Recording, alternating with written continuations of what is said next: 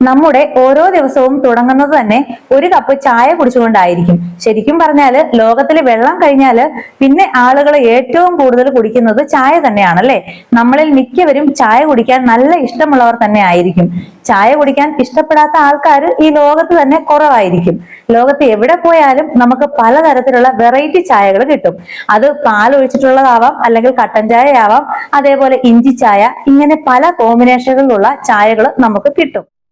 അപ്പോ ചായ കുടിക്കുമ്പോൾ പലരും ചോദിക്കാറുണ്ട്, ഈ ചായയിൽ എന്തെങ്കിലും ഗുണങ്ങളുണ്ടോ, അല്ലെങ്കിൽ ചായ കുടിക്കുന്നത് കൊണ്ട് എന്തെങ്കിലും ദോഷമുണ്ടോ, ഒരു ദിവസം എത്ര ചായ വരെ കുടിക്കാം, ഇങ്ങനെ തുടങ്ങി ഒരുപാട് സംശയങ്ങൾ നമ്മളിൽ മിക്കവർക്കും തന്നെ ഉണ്ട്.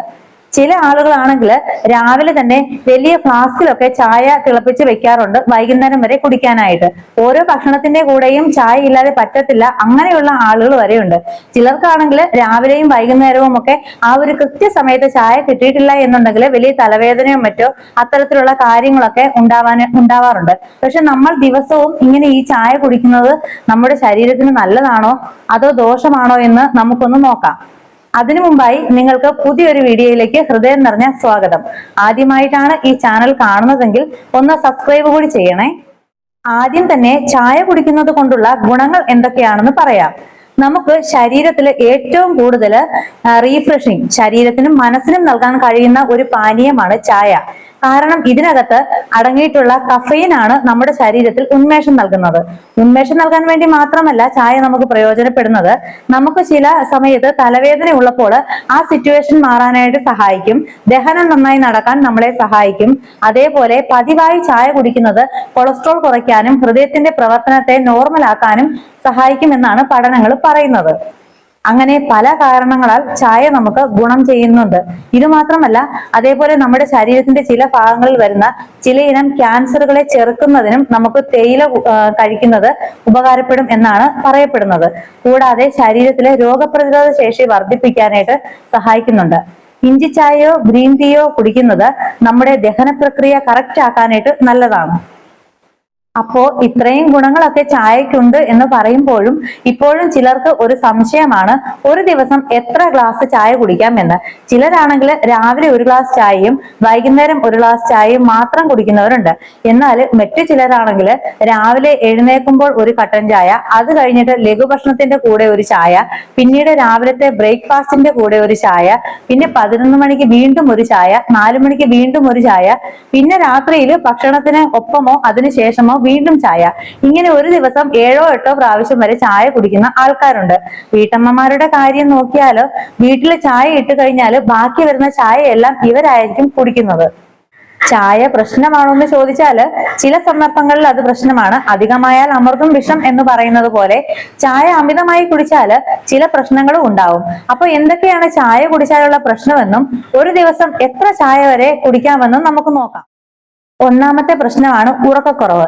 ഞാൻ നേരത്തെ പറഞ്ഞിരുന്നല്ലോ, ചായയിൽ അടങ്ങിയിട്ടുള്ള കഫീനാണ് നമ്മുടെ ശരീരത്തിന് ഉന്മേഷം നൽകുന്നതെന്ന്. എന്നാൽ ചായ കൂടുതലായിട്ട് നമ്മളിങ്ങനെ കുടിക്കുമ്പോൾ ആ സമയത്ത് നമ്മുടെ ശരീരത്തിലേക്ക് കഫീൻ കൂടുതലായിട്ട് ലഭിക്കും. അതുകൊണ്ട് തന്നെ ഉറങ്ങാൻ പോകുന്നതിന് തൊട്ട് മുൻപ് പോയിട്ട് നമ്മൾ ചായ കുടിച്ചിട്ട് കിടക്കുമ്പോൾ നമുക്ക് ഉറക്കക്കുറവ് ഉണ്ടാവും. അതായത് ചായയിലുള്ള കഫീൻ തലച്ചോറിനെ ഉണർത്തി നിർത്തുന്നതാണ്. ഉദാഹരണത്തിന്, ചാർജ് തീരാറായ ഫോൺ നമ്മൾ രാത്രി മുഴുവൻ ഇങ്ങനെ ഉപയോഗിച്ചുകൊണ്ടേ ഇരുന്നിട്ടുണ്ടെങ്കിൽ ചൂടാവുകയും അതേപോലെ ഹാങ് ആവുകയും ചെയ്യുമല്ലോ. അതേപോലെ ശരീരത്തിന് ആവശ്യത്തിന് വിശ്രമം ലഭിക്കേണ്ട സമയമാണ്. അതായത് ഉറങ്ങാൻ പോകുന്നതിന് തൊട്ട് മുൻപേ ഇങ്ങനെ ചായ കുടിക്കുമ്പോൾ ബ്രെയിനിനെ നമ്മൾ ഉണർത്തി നിർത്തുകയാണ് ചെയ്യുന്നത്. അപ്പോൾ ശരീരത്തിന് ആവശ്യമായ വിശ്രമം ലഭിച്ചില്ലെങ്കിൽ അത് അടുത്ത ദിവസത്തെ ജോലികളെയൊക്കെയും ബാധിക്കും. ഇനി രണ്ടാമത്തെ പ്രശ്നമാണ് നെഞ്ചെരിച്ചിലും അസിഡിറ്റിയും. കൂടുതലായിട്ട് ചായ കുടിക്കുന്നത് വയറ്റിൽ ആസിഡ് ഉൽപാദനം വർദ്ധിപ്പിക്കും. ഇത് നെഞ്ചെരിച്ചിലിനും വയറില് അസ്വസ്ഥതയ്ക്കും കാരണമാകും. നമ്മളുണ്ടല്ലോ, ഒരു പാത്രത്തിൽ ആവശ്യത്തിലധികം വെള്ളം, അതായത് പാത്രം നിറയെ വെള്ളം എടുത്തിട്ട് തിളപ്പിച്ചാല് അത് പുറത്തേക്ക് ഒഴുകും. അതേപോലെ വയറ്റിലെ ആസിഡിന്റെ അളവ് കൂടിയാല് അത് മുകളിലേക്ക് ഇരച്ചു കയറി അസ്വസ്ഥത ഉണ്ടാക്കും. മൂന്നാമത്തെ പ്രശ്നമാണ് അമിതമായ ഉത്കണ്ഠയും വെപ്രാളവും. കഫീന്റെ അമിത ഉപയോഗം ചിലരിൽ അനാവശ്യമായ പേടിയും വെപ്രാളവും ഉണ്ടാക്കാൻ കാരണമാകും. ചിലരെ കണ്ടിട്ടില്ലേ, വെറുതെ ഇരിക്കുന്ന സമയത്ത് പെട്ടെന്ന് നെഞ്ചെടുപ്പ്, അതായത് നമ്മുടെ ഹൃദയമെടുപ്പ് പെട്ടെന്ന് ഇങ്ങനെ കൂടുന്നതായിട്ട് നമുക്ക് അറിയാനായിട്ട് സാധിക്കും. ആ ഒരു സമയത്ത് വിമ്മിഷ്ടവും വെപ്രാളവും ഒക്കെ വരും. ഹൃദയത്തിന് പ്രശ്നമുണ്ടോന്ന് വരെ നമ്മൾ പോയി പരിശോധിക്കേണ്ട ഒരു സാഹചര്യം വരെ ഉണ്ടാവും. ഇതിന്റെ കാരണം ഒന്ന്, തേയില അല്ലെങ്കിൽ ചായ ഉള്ളിലേക്ക് കൂടുതലായി എത്തുന്നത് കൊണ്ടാണ്. നാലാമത്തെ കാര്യമാണ് വിളർച്ചയുണ്ടാകും, രക്തക്കുറവ് ഉണ്ടാകാൻ കാരണമാകും. ഇത് കേൾക്കുമ്പോൾ പലർക്കും അത്ഭുതമായി തോന്നും, പക്ഷെ സത്യമാണ്. കാരണം തേയിലയിൽ അടങ്ങിയിരിക്കുന്ന ഒരു പ്രധാന ഘടകമാണ് ടാനിൻസ്. ഈ ടാനിൻസ് ഭക്ഷണത്തിന്റെ കൂടെ ചെല്ലുമ്പോൾ എന്താ സംഭവിക്കുന്നതെന്ന് അറിയാമോ? നമ്മുടെ ശരീരത്തിന് ഏറ്റവും ആവശ്യമുള്ള സാധനമാണ് അയൺ അല്ലെങ്കിൽ ഇരുമ്പ് എന്ന് പറയുന്നത്. ഇത് നമുക്ക് കിട്ടുന്നത് നമ്മൾ കഴിക്കുന്ന ഭക്ഷണത്തിൽ നിന്നുമാണ്. എന്നാൽ പലപ്പോഴും നമ്മുടെ നാട്ടിലെ ആൾക്കാര് ഭക്ഷണം കഴിക്കുമ്പോൾ അതിന്റെ ഒപ്പം വെള്ളം കുടിക്കുന്നതിന് പകരം ചായയാണ് കുടിക്കാറ്. നമ്മൾ കഷ്ടപ്പെട്ട് ഇലക്കറികളും പച്ചക്കറികളും മീനും ഇറച്ചിയും ഒക്കെ കഴിച്ചിട്ട് ചായ അല്ലെങ്കിൽ തേയില ഇതിന്റെ ഒപ്പം കുടിക്കുന്നത് കാരണം ഇതിൽ നിന്ന് അയൺ നമ്മുടെ ശരീരത്തിന് വലിച്ചെടുക്കാൻ പറ്റാത്ത ഒരു അവസ്ഥയുണ്ടാകും. അയണിനെ വലിച്ചെടുക്കാതെ ഇരുന്നാല് നമുക്ക് അനീമിയ ഉണ്ടാകും. ഈ അയണിനെ നമ്മുടെ ശരീരത്തിലേക്ക് വലിച്ചെടുക്കുന്നത് തടഞ്ഞു വെക്കുന്നത് ആരാണെന്നറിയാമോ? നമ്മുടെ ഈ ചായയിലുള്ള ടാനിൻ എന്ന് പറഞ്ഞ കെമിക്കലാണ്. ഈ കെമിക്കൽ ഇങ്ങനെ തടഞ്ഞു വെക്കുമ്പോൾ എന്താ സംഭവിക്കുക? ഇത് ശരീരത്തിലേക്ക് കയറൂല. അപ്പോൾ നമുക്ക് ബ്ലഡിന്റെ അളവ് കുറയും, വിളർച്ച എന്ന് പറഞ്ഞ അവസ്ഥ വരും. ഈ വിളർച്ചയുടെ പ്രത്യേകത എന്താ? നമുക്കൊന്നിനും ശ്രദ്ധിക്കാൻ പറ്റില്ല, ഭയങ്കരമായ ക്ഷീണം, അതേപോലെ മുടി കൊഴിച്ചിൽ, തലയ്ക്ക് ഒരു ഖനം പോലെ വരിക, ഒന്നും ഓർത്തെടുക്കാൻ പറ്റത്തില്ല. സ്ത്രീകൾക്കാണെങ്കിൽ പ്രഗ്നന്റ് ആവാനുള്ള ബുദ്ധിമുട്ടുകൾ, കുട്ടികൾക്കാണെങ്കിൽ പഠിത്തത്തിൽ താഴേക്ക് പോവുക, ഇങ്ങനെ ഒരുപാട് പ്രശ്നങ്ങളാണ് ഇത് കാരണം കൊണ്ടുവരുന്നത്. അപ്പോൾ ഇതിന്റെയൊക്കെ തുടക്കം എവിടെ നിന്നായിരിക്കും? നമ്മുടെ അമിതമായിട്ടുള്ള ചായ കുടി കൊണ്ടായിരിക്കും.